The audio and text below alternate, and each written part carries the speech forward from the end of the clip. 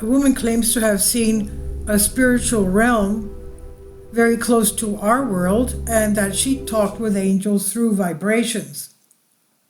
Nicole Kerr shares a story of her near-death experiences, explaining how she survived 3 life-threatening incidents. She talked about an accident that occurred in 1983 when she was 19 and a cadet at the United States Air Force Academy. Nicole was in one of the first military recruitments of women, and she joined because of the pressure her family put on her, not because she wanted to. She suffered enduring that process, desperately trying not to quit, even though every part of her knew quitting was what she wanted. And later she learned that the car accident that caused her first NDE was somehow orchestrated on the other side to allow her to leave the Air Force and find her true purpose in life. One evening, she got a ride from a senior cadet who had been drinking and had other plans in mind. They stopped to drink beer and smoke and had a big change. It was a big change for Nicole, who had grown up in a strict conservative household with strict rules from her father. She felt pressured to please her father, and this influenced her decisions. After drinking and smoking, the senior cadet became angry when she refused his advances and, while driving at high speed, lost control of the car. She had a crash and Nicole was ejected from the vehicle. She was pronounced dead at the scene, but after about 10 to 13 minutes of being clinically dead, the METs arrived. They could not find any vital sign, but one MET noticed a slight reaction in her eye. This indicated she was still alive, and they were able to save her, and she describes this as a life-changing experience. After the car crash, she decided how she felt that her soul left her body and how she knew she was going to die. She called out for God for help.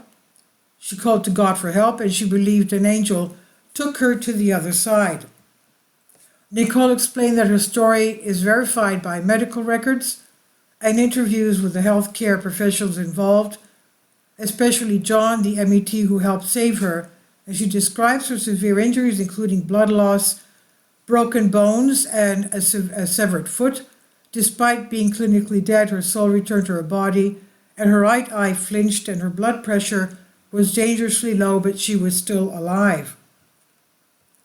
She was transferred to hospital, where the doctors performed CPR for 20 minutes. Once at the hospital, she underwent surgery and spent months recovering. During this time, her condition fluctuated, and she had to undergo another emergency surgery due to a serious injury in her lower body. And during the surgery, she went into cardiac arrest, was declared dead on the operating table. The surgical staff informed her parents, who were praying in the chapel. Her father cried for the first time, and her mother did not believe it. But moments later, the surgical nurse came back to tell them that Nicole's heart had started beating again, and that she was going to be moved to the recovery room on the other side. She explains that after the crash, she tried to return to the other side, but was told by her angel named James that she had an important mission to fulfill. Nicole believed that everyone has a purpose, and hers was given to her by her spirit. Years after recovery, at the age of 38, while working at the Centers for Disease Control in the CDC in Atlanta, she was going about her usual routine when she suddenly remembered the details of the crash. For 19 years, she could not remember from the accident. There was a bright white light, a common experience in near-death experiences and NDEs, as described by Dr. Raymond Moody. Nicole then shares how, in that moment, memories of the crash and her time on the other side began to surface.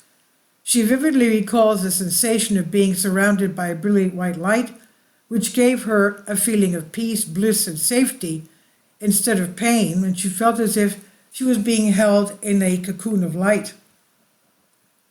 On the other side, Nicole describes being enveloped by God's presence, feeling pure, unconditional love, and there she experienced a sense of oneness with God as she realized that her earthly mistakes no longer mattered. She felt as if her past life was just one of many, and that her mistakes were insignificant.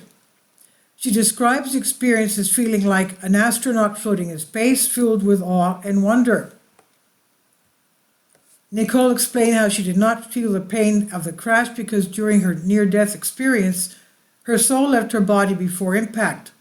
She describes how after her soul left, she saw an angel who appeared as a transcendent figure with male qualities, and for 39 years she could not identify this figure, but after publishing her book, You Are Deathless, she began to smell cigar smoke and hear a voice reveal that it was her parental grandfather, James, who had been her angel during her time at the Air Force Academy.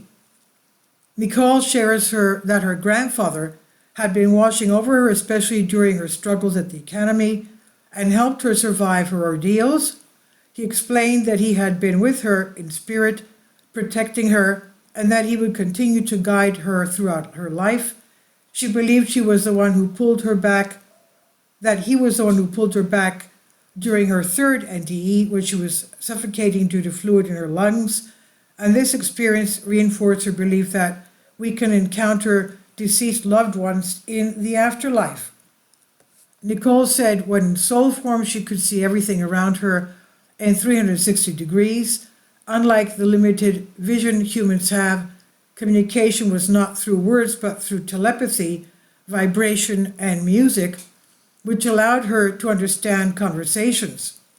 She overheard two angels speaking, and they urged her to tell people on earth to ask for help. They emphasized that they were always there to help, but humans need to ask for assistance no matter how small the request. Nicole shared that she often asked her angels for small things like finding a parking spot, and every time she received help. She encourages others to connect with their guardian angels, explaining that everyone has at least one, and that angels as spiritual guides want to assist us, but they can only do so if we ask and we have free will. Nicole encourages developing a relationship with your soul, something she did not understand at 19, but has since learned. She suggests journalists and asked. She suggests journaling and asks that your soul what it wants you to know, even if you don't get answers right away. And she also reminds us we are never alone. She explains that we are always surrounded by spiritual beings, including angels and deceased loved ones, who are there to guide us. She also stresses that there's no judgment on the other side, which may be surprising to some, as many believe in judgment in the afterlife, and instead she says we are perfect and loved more than we can understand. And finally, she explains the concept of life review after death, where we see how our actions, words, and thoughts impacted others in the world. This is not a judgment, but an opportunity to learn. She urges people to be mindful of their choices, as awareness is the first step towards becoming more loving and true to their essence. She believes that we are all born perfect, that the conditions we experience in life lead us to forget this truth. And this is from Health and Wise by Vicky Verma. Please leave your comments, and thank you for your support. Patreon account. The daily posts are 5 videos daily, and they are totally different from what I have on my YouTube channel. Thank you so much for your support and that you find all my content so interesting. You'll find the Patreon account details in the description box below.